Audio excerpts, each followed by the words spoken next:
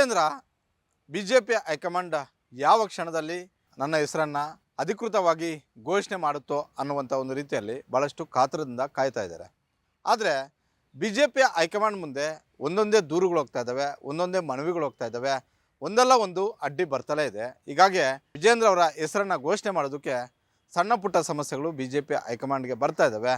ಈ ನೆಲೆಯಲ್ಲಿ ಇನ್ನಷ್ಟು ದಿನಗಳ ಕಾಲ ವೇಟ್ ಮಾಡಿ ಅನ್ನುವಂಥ ಒಂದು ಸಂದೇಶವನ್ನು ರವಾನೆ ಮಾಡಿದೆ. ಈ ನಡುವೆ ಯತ್ನಾಳ್ ಹಾಗೂ ಈಶ್ವರಪ್ಪ ಅವರು ಗರ್ವಾಪ್ಸಿ ಆಗಬೇಕು ಅನ್ನುವಂಥ ಒಂದು ಚರ್ಚೆ ಆರಂಭ ಆಗಿತ್ತು. ಆದರೆ 2027ರವರೆಗೂ ಕೂಡ ಇದು ಅಷ್ಟು ಸುಲಭ ಅಲ್ಲ ಅನ್ನುವಂಥ ಒಂದು ಸಂದೇಶವನ್ನು ಕೂಡ ಬಿಜೆಪಿ ಹೈಕಮಾಂಡ್ ರವಾನೆ ಮಾಡಿದೆ. ಹಾಗಾದರೆ ಏನೆಲ್ಲ ಇನ್ಸೈಡ್ ಚರ್ಚೆ ಆಗ್ತಿದೆ ಈ ಸೆಗ್ಮೆಂಟಲ್ಲಿ ನೋಡಿಬಿಡಿ. ರಾಜ್ಯಾಧ್ಯಕ್ಷರಾಗಲು BY ವಿಜೇಂದ್ರ ಇನ್ನಷ್ಟು ದಿನ ಕಾಯಲೇಬೇಕು. ಹೈಕಮಾಂಡ್ ಅಭಯ, ಆದರೆ ಬಿಹಾರ ಚುನಾವಣಾ ಅಡ್ಡಿ. ಮತ್ತೆ ಆಕ್ಟಿವ್ ಆದ ರೆಬಲ್ಸ್ ಹಾಗೂ ತಟಸ್ಥರು. ರಾಜ್ಯ ಬಿಜೆಪಿಯ ಅಡಕ್ ಅಧ್ಯಕ್ಷರಾಗಿರುವಂತಹ ವಿಜೇಂದ್ರ ಯಾವಾಗ ನನ್ನ ಹೆಸರನ್ನು ಬಿಜೆಪಿಯ ಹೈಕಮಾಂಡ್ ಘೋಷಣೆ ಮಾಡುತ್ತೆ ಅನ್ನುವಂಥ ಒಂದು ರೀತಿಯಲ್ಲಿ ಕಾತುರದಿಂದ ಕಾಯ್ತಾ ಇದ್ದಾರೆ. ಇದೇ ತಿಂಗಳ 10ನೇ ತಾರೀಕು ಒಳಗಡೆ ಬಹುತೇಕ ಬಿಜೆಪಿಯ ಹೈಕಮಾಂಡ್ ವಿಜೇಂದ್ರ ಅವರ ಹೆಸರನ್ನು ಅಂತಿಮ ಮಾಡಿ ಅಧಿಕೃತ ಘೋಷಣೆ ಮಾಡಿ ಆದೇಶವನ್ನು ಕೂಡ ಹೊರಡಿಸುತ್ತೆ ಅನ್ನುವಂಥ ಒಂದು ಸಂದೇಶ ದೆಹಲಿಯ ಮೂಲಗಳಿಂದ ಬಂದಿತ್ತು. ಆದರೆ ಏಕ್ದಮ್ ಅದು ಮತ್ತೆ ಮುಂದೂಡಿಕೆ ಆಗಿದೆ. ಕಾರಣ ಏನು ಅಂತ ಹೇಳಿದ್ರೆ ಬಿಜೆಪಿಯ ಹೈಕಮಾಂಡ್ ಭಾಳಷ್ಟು ಬ್ಯುಸಿಯಾಗಿದೆ ಬಿಹಾರ ಎಲೆಕ್ಷನಲ್ಲಿ.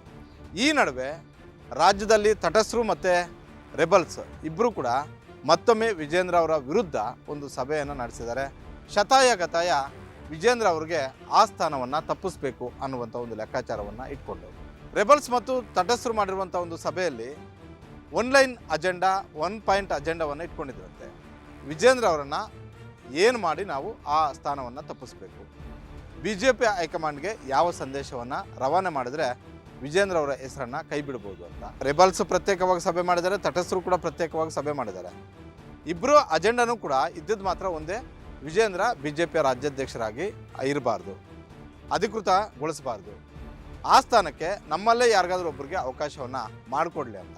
ನಾನು ಆಗದಿದ್ರೂ ಪರವಾಗಿಲ್ಲ, ಅವರು ಆಗಬಾರ್ದು ಅನ್ನುವಂಥ ಒಂದು ಲೆಕ್ಕಾಚಾರ ತಟಸ್ಥರು ಮತ್ತು ರೆಬಲ್ಸು. ಹೀಗಾಗಿ ಈ ಸಭೆಗಳಾದ ಬಳಿಕ ಮತ್ತೆ ದೆಹಲಿಗೆ ಹೋಗಿ ಬಿಜೆಪಿಯ ಹೈಕಮಾಂಡ್ ಕದ ತಟ್ಟೋದಕ್ಕೆ ಶುರು ಮಾಡಿದ್ದಾರೆ. ಜೊತೆಗೆ ಸಹಜವಾಗಿ ರಾಜ್ಯ ಬಿಜೆಪಿ ಘಟಕದಿಂದ ರಾಜ್ಯದಲ್ಲಿ ತಟಸ್ಥರು ಏನು ಮಾಡ್ತಾ ಇದ್ದಾರೆ, ರೆಬಲ್ಸ್ ಅವರು ಏನು ಮಾಡ್ತಿದ್ದಾರೆ, ವಿಜೇಂದ್ರ ಅವರ ಬಣ ಏನು ಮಾಡ್ತಿದೆ, ವಿಜೇಂದ್ರ ಬಗ್ಗೆ ಏನೆಲ್ಲ ಮಾಹಿತಿ ಇದೆ, ಇದನ್ನು ಪ್ರತಿದಿನವೂ ಕೂಡ ಪಿನ್ ಟು ಪಿನ್ ಮಾಹಿತಿ ಬಿಜೆಪಿ ಹೈಕಮಾಂಡ್ಗೆ ಹೋಗುತ್ತೆ. ಅದು ಈಗಲೂ ಕೂಡ ಹೋಗ್ತಿದೆ, ಹಿಂದೆನೂ ಕೂಡ ಹೋಗಿತ್ತು. ಹೀಗಾಗಿ ಈ ಮಾಹಿತಿ ಬರ್ತಿರೋದ್ರಿಂದ ಬಿಜೆಪಿ ಹೈಕಮಾಂಡ್ ವಿಜೇಂದ್ರ ಅವರ ಹೆಸರನ್ನು ಏಕ್ದಮ್ ಘೋಷಣೆ ಮಾಡೋದಕ್ಕೆ ಆಗ್ತಿಲ್ಲ. ಜೊತೆಗೆ ಬಿಹಾರ ಚುನಾವಣೆ ಪ್ರತಿಷ್ಠೆಯ ಚುನಾವಣೆ ಆಗಿದೆ.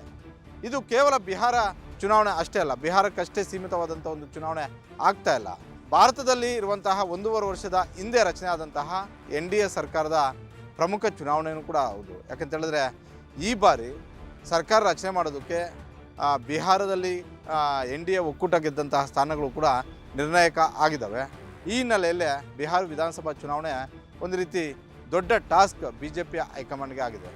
ನರೇಂದ್ರ ಮೋದಿ, ಅಮಿತ್ ಶಾ, JP ನಡ್ಡಾ ಸೇರಿದಂತೆ ಘಟಾನುಘಟಿ ನಾಯಕರು ಬಿಹಾರದಲ್ಲಿ ಕಳೆದ 3 ತಿಂಗಳಿಂದಲೂ ಕೂಡ ಠಿಕಾಣೆ ಹಾಕಿದ್ದಾರೆ. ಹೀಗಾಗಿ ಬೇರೆ ರಾಜ್ಯಗಳ ಬಗ್ಗೆ ಅಷ್ಟು ಯೋಚನೆ ಮಾಡ್ತಿಲ್ಲ, ಅಷ್ಟು ಚಿಂತೆ ಮಾಡ್ತಿಲ್ಲ. ಅದರ ಮುಂದುವರೆದ ಭಾಗವೇ ಕರ್ನಾಟಕದ ಬಗ್ಗೆಯೂ ಕೂಡ ಅವರು ಭಾಳಷ್ಟು ಸೀರಿಯಸ್ ಆಗಿ ಇಲ್ಲ. ವಿಜೇಂದ್ರ ಅವರ ಹೆಸರನ್ನು ಏಕ್ದಮ್ ಅನೌನ್ಸ್ ಮಾಡೋದಕ್ಕೆ ಮುಂದೆ ಬರ್ತಾ ಇಲ್ಲ. ಯಾಕಂತ ಹೇಳಿದ್ರೆ ಸಹಜವಾಗಿ ರಾಜ್ಯ ಬಿಜೆಪಿಯಲ್ಲಿ ಹಲವು ವಾದಗಳು ಮತ್ತು ಪ್ರತಿವಾದಗಳು ಇರೋದ್ರಿಂದ ಎಲ್ಲವನ್ನ ಕೌಂಟ್ ಮಾಡಿ ಅಂತಿಮವಾಗಿ ನಿರ್ಧಾರ ಮಾಡೋಣ ಅನ್ನುವಂಥ ಒಂದು ಯೋಚನೆಯಲ್ಲಿ ಬಿಜೆಪಿ ಹೈಕಮಾಂಡ್ ಇದೆ. ಆದರೆ ಬಿಜೆಪಿ ಹೈಕಮಾಂಡ್ಗೂ ಕೂಡ ಭಾಳಷ್ಟು ಸ್ಪಷ್ಟವಾಗಿ ಗೊತ್ತು, ರಾಜ್ಯದಲ್ಲಿ ಯಡಿಯೂರಪ್ಪ ಮತ್ತು ವಿಜೇಂದ್ರ ಹೊರತುಪಡಿಸಿದರೆ ಆ ಸಾಲಿಡ್ ವೋಟರನ್ನು ತರುವಂತಹ ವೀರಶೈವ ಲಿಂಗಾಯತ ಸಮುದಾಯವನ್ನು ತಮ್ಮ ಜೊತೆ ತೆಗೆದುಕೊಂಡು ಬರುವಂತಹ ನಾಯಕರುಗಳ ಕೊರತೆ ಇದೆ. ರಾಜ್ಯಾಧ್ಯಕ್ಷನಾಗಿ ಕೇವಲ ಬಿಜೆಪಿಯ ಮಲ್ಲೇಶ್ವರಂ ಕಚೇರಿಯಲ್ಲಿ ಕೂತ್ಕೊಂಡ್ರೆ ಆಗೋದಿಲ್ಲ, 224 ವಿಧಾನಸಭಾ ಕ್ಷೇತ್ರಗಳನ್ನು ಸುತ್ತಬೇಕು. ಆರ್ಥಿಕ ಬಲವೂ ಕೂಡ ಸದೃಢವಾಗಿರಬೇಕು. ಸದ್ಯದ ಬಿಜೆಪಿಯ ಪರಿಸ್ಥಿತಿ ನೋಡಿದ್ರೆ ವಿಜೇಂದ್ರ ಅವ್ರಿಗಿಂತಲೂ ಕೂಡ ಬೆಟರ್ ಕ್ಯಾಂಡಿಡೇಟ್ ಬಿಜೆಪಿ ಹೈಕಮಾಂಡ್ಗೆ ಕಾಣಿಸ್ತಿಲ್ಲ. ಹಲವರು ನಾನು ಮುಂದು ತಾನು ಮುಂದೆ ಅಂತ ಬರ್ಬೋದು, ಆದರೆ ಅವರಲ್ಲಿ ಜ್ಞಾನ ಇದ್ದರೆ ಆರ್ಥಿಕ ಸಂಪನ್ಮೂಲಗಳಿಲ್ಲ, ಜನಸಂಪನ್ಮೂಲಗಳಿಲ್ಲ. ಅಂದರೆ ತಮ್ಮ ಹಿಂದೆ ಇರುವಂತಹ ಜನರ ಕೊರತೆ ಇದೆ, ನಾಯಕರುಗಳ ಕೊರತೆ ಇದೆ. ಹೀಗಾಗಿ ಬಿಜೆಪಿಯ ಹೈಕಮಾಂಡ್ ವಿಜೇಂದ್ರ ಅವರನ್ನೇ ಘೋಷಣೆ ಮಾಡಬೇಕು ಅನ್ನುವಂಥ ಒಂದು ನಿರ್ಧಾರಕ್ಕೆ ಬಂದಿದೆಯಂತೆ. ಆದರೆ ಅದು ಬಿಹಾರ ಚುನಾವಣೆ ಆದ ಬಳಿಕ. ಇಂದು ಫೈರ್ ಬ್ರ್ಯಾಂಡ್ಗಳ ಗರ್ ವಾಪಸಿ ಇನ್ನಷ್ಟು ತಡ. 2027ರವರೆಗೂ ಯತ್ನಾಳ್ ಈಶ್ವರಪ್ಪ ಗರ್ ವಾಪಸಿ ಡೌಟ್. ಹಲವು ಆಕ್ಷೇಪ ಮತ್ತು ಅಸಮಾಧಾನದ ಹೇಳಿಕೆಗಳನ್ನು ಕೊಟ್ಟು ಪಕ್ಷಕ್ಕೆ ಮುಜುಗರ ಮಾಡಿಸಿ, ನಾಯಕರಿಗೆ ಮುಜುಗರ ಮಾಡಿಸಿ, ರಾಜ್ಯ ಮಟ್ಟದ ನಾಯಕರ ವಿರುದ್ಧ ಮಾತಾಡಿ, ರಾಷ್ಟ್ರೀಯ ಮಟ್ಟದ ನಾಯಕರ ವಿರುದ್ಧ ಮಾತಾಡಿ, ರಾಜ್ಯ ಮತ್ತು ರಾಷ್ಟ್ರೀಯ ಸಂಘಟನೆಗಳ ವಿರುದ್ಧ ಮಾತಾಡಿ ಪಕ್ಷದಿಂದ ಹೊರದೂಡಲ್ಪಟ್ಟಿದ್ದಂತಹ ಬಸವನಗೌಡ ಪಾಟೀಲ್ ಯತ್ನಾಳ್ ಹಾಗೂ ಈಶ್ವರಪ್ಪ ಮತ್ತೆ ಗರ್ ವಾಪಸಿ ಆಗಬೇಕು ಅನ್ನುವಂಥ ಒಂದು ಚರ್ಚೆ ರಾಜ್ಯ ಬಿಜೆಪಿಯಲ್ಲಿ ಆಗ್ತಲೇ ಇದೆ. ಕೆಲ ನಾಯಕರುಗಳಂತೂ ಬಹಿರಂಗವಾಗಿ ಹೇಳಿಕೆಗಳನ್ನು ಕೊಡ್ತಾ ಇದ್ದಾರೆ.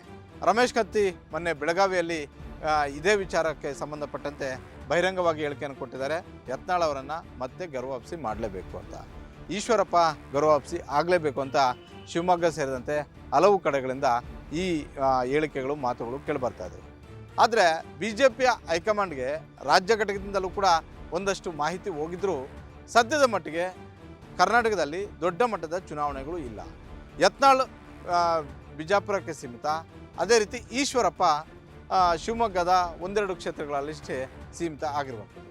ಈಶ್ವರಪ್ಪ ಬಹುದೊಡ್ಡ ಸಮುದಾಯದ ನಾಯಕನಾಗಿದ್ದರೂ ಕೂಡ ಆ ಸಮುದಾಯವನ್ನು ಸಿದ್ದರಾಮಯ್ಯವರಿಂದ ತಪ್ಪಿಸಿ ಬಿ ಜೆ ಪಿಗೆ ಸೆಳ್ಕೊಂಡು ಬರೋದರಲ್ಲಿ ವಿಫಲರಾದರು.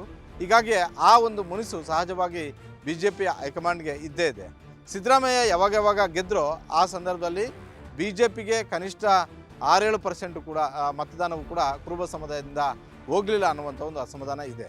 ಹೀಗಾಗಿ ಸದ್ಯದ ಮಟ್ಟಿಗೆ ಯಾವುದೇ ದೊಡ್ಡ ಮಟ್ಟದ ಒಂದು ಚುನಾವಣೆಗಳು ಇಲ್ಲದೇ ಇರೋದ್ರಿಂದ ರಾಜ್ಯ ಬಿ ಜೆ ಪಿಯ ಹಿಂದೂಪರ ಸಂಘಟನೆಗಳಾಗಿರ್ಬೋದು, ರಾಜ್ಯ ಬಿ ಜೆ ಪಿಯ ಮುಖಂಡರುಗಳಾಗಿರ್ಬೋದು, ಕಾರ್ಯಕರ್ತರಾಗಿರ್ಬೋದು, ಯತ್ನಾಳ್ ಮತ್ತು ಈಶ್ವರಪ್ಪ ಅವರನ್ನು ವಾಪಸ್ ಕರ್ಕೊಂಡು ಬರಬೇಕು ಅನ್ನುವಂತಹ ಒಂದು ಒತ್ತಡವನ್ನು ಮಾಡ್ತಿದ್ರೂ ಕೂಡ ಬಿ ಜೆ ಪಿ ಹೈಕಮಾಂಡ್ ಅವರನ್ನು ಏಕ್ದಮ್ ವಾಪಸ್ ಕರ್ಕೊಂಡು ಬರೋದಕ್ಕೆ ಮನಸ್ಸು ಮಾಡ್ತಾ ಇಲ್ಲ. 2027ರವರೆಗೂ ಕೂಡ ಕಾದು ನೋಡೋಣ ಅನ್ನುವಂಥ ಒಂದು ಮಾತನ್ನು ರಾಧಾ ಮೋಹನ್ ದಾಸ್ ಅಗರ್ವಾಲ್ ಅವರು ತಮ್ಮ ಆಪ್ತ ಬಳಗದಲ್ಲಿ ಹೇಳ್ಕೊಂಡಿದ್ದಾರಂತೆ. ಸದ್ಯಕ್ಕೆ ಅವರಿಂದ ಅಷ್ಟು ದೊಡ್ಡ ಮಟ್ಟದ ಪ್ರಯೋಜನವೇನು ಇಲ್ಲ. ಹಾಗಂದ ಮಾತ್ರಕ್ಕೆ ಅವರೇನು ನಮಗೇನು ಡ್ಯಾಮೇಜ್ ಮಾಡೋದು ಕಡಿಮೆ ಏನು ಮಾಡೋದಿಲ್ಲ. ಆದರೆ ಎಲ್ಲದಕ್ಕೂ ಕೂಡ ಸಮಯ ಕೂಡಿ ಬರಲಿ, ಆಗ ಅವರನ್ನು ವಾಪಸ್ ಕರೆಸ್ಕೊಳ್ಳೋಣ ಅನ್ನುವಂಥ ಒಂದು ಮಾತುಗಳನ್ನು ಹೇಳಿದಾರಂತೆ. ಹೀಗಾಗಿ 2027 ಅಂದರೆ 2028ಕ್ಕೆ ಸಾರ್ವತ್ರಿಕ ವಿಧಾನಸಭಾ ಚುನಾವಣೆ ಇದೆ. ಅದಕ್ಕೂ ಮೊದಲು 1 ವರ್ಷ 6 ತಿಂಗಳು ಇರಬೇಕಾದ್ರೆ ಇವರನ್ನು ಮತ್ತೆ ಬಿ ಜೆ ಪಿಗೆ ವಾಪಸ್ ಕರ್ಕೊಂಡು ಬರೋದು, ಈ ಲೆಕ್ಕಾಚಾರದಲ್ಲಿ ಬಿ ಜೆ ಪಿಯ ಹೈಕಮಾಂಡ್ ಇದೆ.